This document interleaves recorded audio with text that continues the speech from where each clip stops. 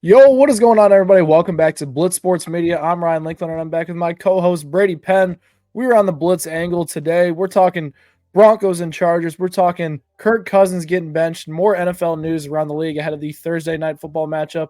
This is a big one, Brady. We have two teams in the current AFC playoff race right now in the wild card spot, fighting it out for playoff positioning at this point. Both have not locked up a spot, but is looking very likely that we'll see both these teams in the playoffs.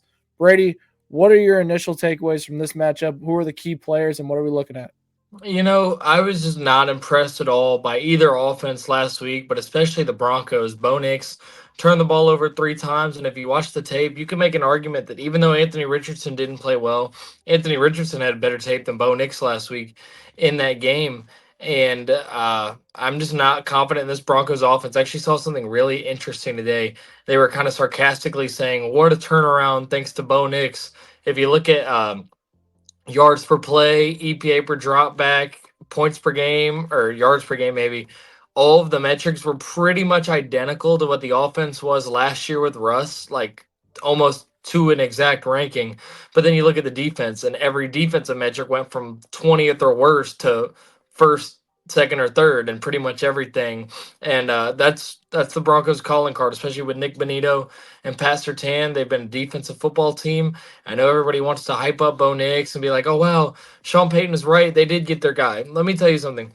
Bo Nix to me reeks of 2021 Mac Jones, a quarterback that was Ooh, touted as a pro-ready guy, a guy that's probably already reached his ceiling, that doesn't have the most flashy physical tools, that's leading a pretty average offense with a really good defense. And guess what? Just like Mac Jones that year, he's probably heading to Buffalo to lose in the first round. So I'm seeing a lot of similarities. The numbers are really similar between Bo Nix and Mac Jones, passing wise. So I'm not confident in this Broncos offense. And I know that the Chargers offense did not look great last week at all against the Buccaneers. But if I had to choose one team that I'm taking, one quarterback that I'm taking, it's definitely the Chargers and Justin Herbert over Bo Nix and the Broncos, especially with the Chargers at home, having already won this matchup in Denver. I'm riding with the Chargers tomorrow, and I think that this Charger defense is going to get back on track and give Bo Nix a lot of problems. yeah. Honestly, I never thought of the comparison between Bo Nix and Mac Jones, but honestly, I can see it. You're very key with both these teams. Both had great defenses. Both had a lack of offensive weapons, and the quarterback honestly looked okay. And we were like, oh, Mac Jones could be a solid player. Bo Nix could be a solid player. We're in that similar mindset, older quarterbacks.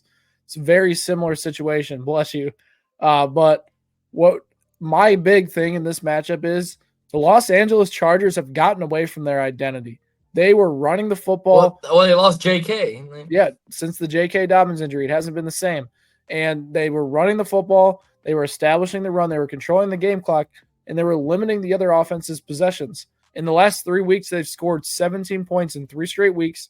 The run game hasn't had a 100-yard rusher since Dobbins was hurt. It's not looking good, Brady. They can't rely on Justin Herbert dropping back 40 times a game with a lack of offensive weapons out there at receiver, at tight end. It just doesn't work like that with the Chargers offense right now. And what I will say on their defensive side of the ball, it was concerning what happened last week. They got bullied, 500 total yards, 40 points allowed, and the Bucs had their way with them last week. They had been the best defense in the NFL scoring wise up until last week.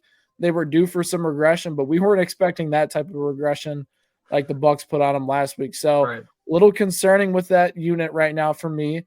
I'm concerned about the run game right now for the Chargers. And on the Broncos side of things, Bo Nix came out of the bye week. He was playing great heading into the bye week. Came out of the bye week, 3 interceptions, 130 passing yards, played really bad against a bad Colts defense. And their running back situation is shaky as well. This offense could have a hard time moving the ball against the Chargers in this one based off of how they've played this season. Defensively, their defense is legit. They have a top 5 defense in the NFL. And like you mentioned, Nick Benito, Pat Surtain, those are the names that jump off, but they have a bunch of key players in this defense that are elevating everybody else's play around them. So it's not just those two guys, but those two guys are big factors in their defensive success this season. Where I'm leaning in this one, it's the Chargers. It's the Chargers in this one for me. And the X factor is getting that run game going. Can they get the run game going again to open things up in the passing game? That's going to be a big X factor for me in this one.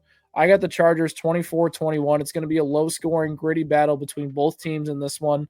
And I fully expect that it's going to come down to the fourth quarter, and Justin Herbert or Bo Nix are going to have to make a play. And I'm going to take Justin Herbert to Ladd McConkey over Bo Nix to Cortland Sutton. So that is kind of my analysis on that matchup right there. Yeah, I'm with you. And I really don't think there's a whole lot to say about this one. And honestly, I'm not even sure how large the playoff implications in this one are. At this point, it seems like these two teams are locked into 6 and 7 for the most part. Just a matter of who's going to get 6, who's going to get 7. And you either draw the AFC North champ or you draw either Buffalo or Kansas City. And all four I of know those are which one tough I'd probably matchups. want to play. You said what? I know which one I'd probably want to play. The Steelers? The Steelers or the Ravens, probably. I think the Chargers match up great against the Ravens still. I think that could I be don't. I did not like what I saw from the Chargers in that Ravens game a few weeks ago. I think they can. I think they can match up well against them. I don't think like the Broncos match up good against the Chiefs because they're in the division. Obviously, every division opponent's going to match up better against anybody. But if the Broncos draw like Buffalo, they're going to get routed. If the Broncos draw Baltimore, they're going to get routed. If they somehow draw the Steelers and the Steelers hold on, I do think that could be a good matchup. That game was like 13-7 in week 2. Yeah, disgusting game. It'll be another disgusting low-scoring game. Maybe Russ will be in for a big game. A little bit of revenge game from Danger Russ. Let's ride. All right, let's talk about some other quarterback news around the league. Kirk Cousins was benched for Michael Penix Jr. Obviously, Cousins was on a stretch for 5 games, 1 touchdown, 9 interceptions. We were talking about Cousins for sure potentially being benched ahead of next season. It came with 3 weeks left of the regular season. The Falcons only 1 game out of the NFC South race, and they made the move. Brady, what are your thoughts on the move? I think it's exciting, and I think it's exciting that we get a chance to see Michael Penix. Talked about this either last week or the week before. With Michael Penix, you may not make the playoffs, but he does have a chance to give you a spark and make a playoff push potentially. Like, that's not out of the equation. But if you stick with Kirk, even if best case scenario you get in the playoffs at 9-8 or 10-7, you're not making it out of the first round. This Falcons team would not win anything the way that Kirk Cousins is playing right now. And I think that Michael Penix, even though we don't know what he is, there's no way he can give us a lower ceiling right now than what Kirk Cousins has provided over the last more than a month. And for the Falcons, if Penix is to play well, what do you do in the offseason? Because it's a ton of dead money if you cut Kirk. It's a pretty solid amount of like $32 million of dead money if you trade him. Do you just have him sit as the league's most expensive backup? Do you try and find out this offseason that he had an injury and then you throw him back in there even after seeing Penix succeed? Like, it's a very interesting and very not enviable position that the Falcons are in right now. But I think I saw some people saying the same thing. Michael Penix, this could be the best situation. I know people say this about Caleb Williams. This could be the best rookie situation in the league right now with Bijan Robinson and Tyler Algier in the backfield. You've got an offensive line that is great at zone blocking for the run game. And then you've got Drake London, Darnell Mooney, and Kyle Pitts, as well as Ray McLeod, who's been solid. And the fact that you get to open up with the New York Giants, who might be the worst team in football, just got destroyed last week defensively. Kirk Cousins is pissed he's missing this one. Yeah, this could have been a get-right game for Kirk, but I'm excited to watch Michael Penix. I was a big fan of Michael Penix in college, and the only reason I didn't have him that high on my draft board was the injuries and the age and the lack of mobility. But even with his lack of mobility, it's not the same level as Kirk Cousins' lack of mobility. Michael Penix can sling it. He is a really accurate deep ball thrower, and I think he automatically raises the ceiling for this Falcons offense in his first start. Yeah, it'll be interesting. I think the biggest effect we will see on the Falcons offense is they're going to move the pocket more. Cousins was basically a dead man walking in the pocket. He wouldn't move. It was pocket or nothing for the pocket. I think the stat was 95% of throws were within the pocket during last week's Raiders game. They're going to be able to move the pocket. He'll move around a little bit more, which will help open up things in this offense with 3 solid receivers.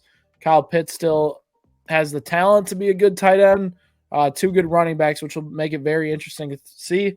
I agree with the move. I mentioned that they were going to make a change in the offseason. I didn't think they'd do it this year, but I think Penix is ready. I mean, he's been sitting. He's an older quarterback, and we weren't worried about his accuracy problems in college. I'm interested to see what his decision-making will be like against NFL talent, and that's what my biggest thing and what we're going to find out against the Giants, who are still NFL talent despite sucking this year.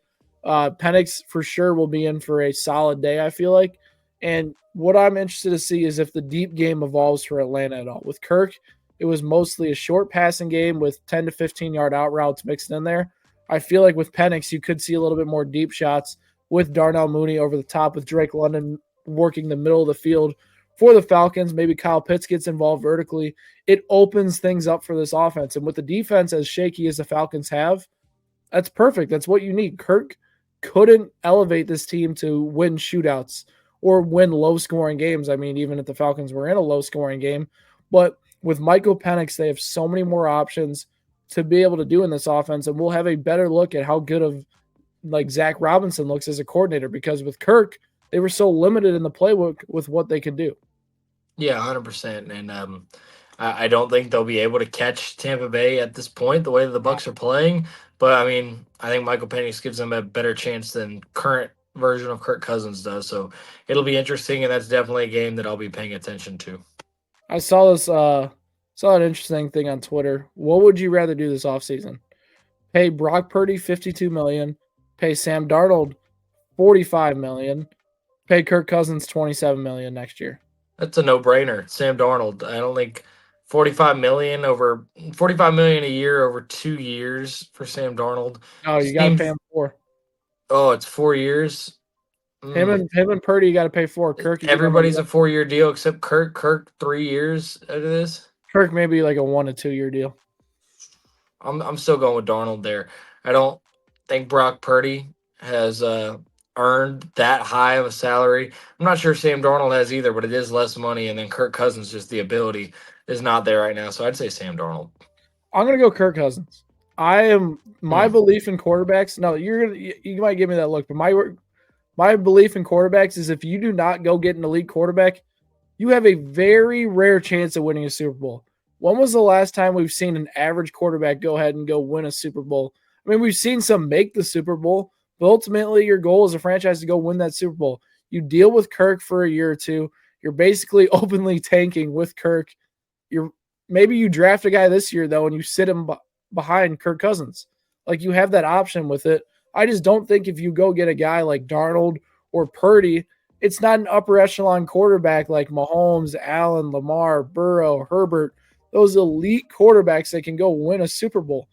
So with that reasoning, I'm out on Purdy and Darnold. I think I take my chances in the draft, get a younger guy, develop the roster around him, and elevate him that way. Yeah, I definitely hear what you're saying, but at the same time, Burrow, Lamar, those guys, they don't grow on trees. Like, you got to work with, grow on trees. I wish. You got to work with what you can work with, and I do think Sam Darnold has shown us the most. Although, I mean, Brock Purdy was really close to winning a Super Bowl. So he was really close to winning a Super Bowl. He was close. But hey, we'll catch you guys after Thursday Night Football post game, and hit that subscribe button for more Blitz Sports Media content. We'll catch you guys next time. Yes, sir.